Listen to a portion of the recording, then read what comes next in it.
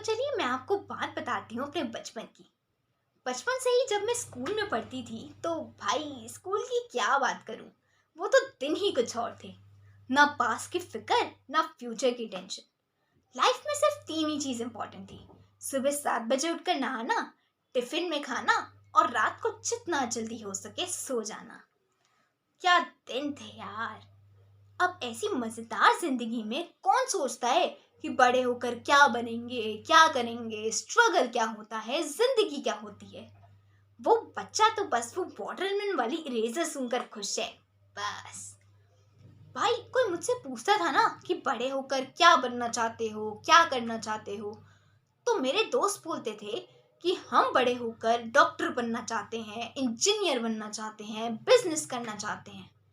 पर मेरा जवाब होता था कि मैं बड़े होकर एक नेता बनना चाहती हूँ। जी, एक नेता। मैं इस देश के लिए कुछ करना चाहती थी।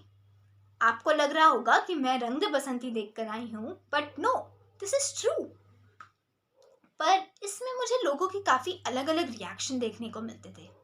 कोई कोई तो कहता था कि पागल है क्या, ये सब नेतागिरी करना हमारा काम नहीं है, ये उनका काम है जिनके पास बहुत पावर हो, पैसा हो, कोई बहुत बड़ा बाहुबली हो। सबसे बढ़िया है अपना 12th करो, कोई डिग्री ले लो और काम पर लग जाओ। अब मैं आपको क्या बताऊं कि ऐसे महाअनुभवी ज्ञान बांटने वालों ने मेरा पीछा नहीं छोड़ा। लेकिन मेरा सपना तो अटल था। मैं तो सिर्फ एक नेता ही बनना चाहती थी। फिर कड़ी मेहनत के बाद मैं जाके पहुंची इस देश के सबसे टॉप के आर्ट्स कॉलेज में, national institute of arts and social science. मैं वहां जाने से पहले बहुत खुश थी, बहुत एक्साइटेड थी। मुझे लगा था जिस कॉलेज से इस देश के बड़े बड़े लीडर लोग, नेता लोग पढ़ के निकले हैं, मैं भी वहीं पढ़ूंगी, उसी कैंटीन में खाऊंगी। मेरी तो जैसे लॉटरी लग गई थी। मुझे लगा था मैं अपने सपने की तरफ बहुत बड़ा कदम ले चुकी हूँ। मेरी जिंदगी बदल सी गई थी। मुझे लगा था वहां देश प्रेम की बातें होती होंगी, लोकतंत्र की बातें होती होंगी। पर मैं गलत थी। शायद गलत नहीं, बहुत गलत थी। वहां देश सेवा की बात नहीं होती थी। बात होती थी तो सिर्फ अंधा पैसा कमाने की, बेमिसाल पावर की। कोई सीट खरीद के आया था तो कोई मंत्री जी की सिफारिश से। सबका बस एक ही एम था कि कैसे एक ऐसी कमाई वाली जगह पहुंचा जाए जहां उनके पास 3-4 बंगले हो, 10-12 गाड़ियां हो, पावर हो, पैसा हो, बस।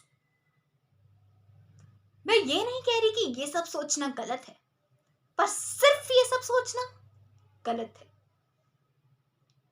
बात होती थी अलग अलग सीटों के रेट की, प्रमोशन की, जातियों की, प्रजातियों की, हिंदुओं की, मुसलमान की।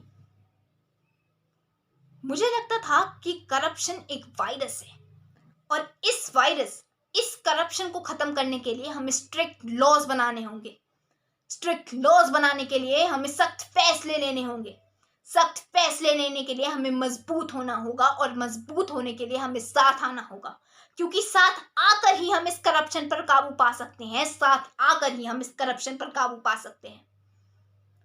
करप्शन एक मानसिकता है, करप्शन एक जहर है।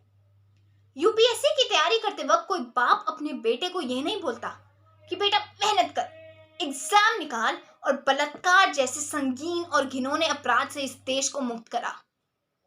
कोई दोस्त अपने दोस्त को यह नहीं बोलता कि इनकम टैक्स का सबसे बड़ा ऑफिसर बन और करप्शन से सिर झुके सिस्टम को सुधार।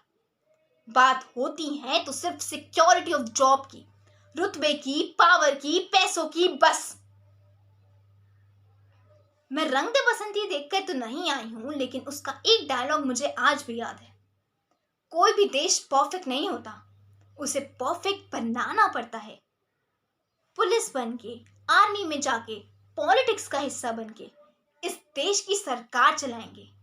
We the youth of a country will change this। दिलों में हुब ए वतन है अगर तो एक रहो। दिलों में हुब ए वतन है अगर तो एक रहो। मिटाना ये नासूर है अगर तो एक रहो। दीमक की तरह खा रही इस मुल्क को करप्शन, दीमक की तरह खा रही इस मुल्क को करप्शन। मिटाना ये नासूर है अगर तो एक रहो, मिटाना ये नासूर है अगर तो एक रहो। जय हिंद।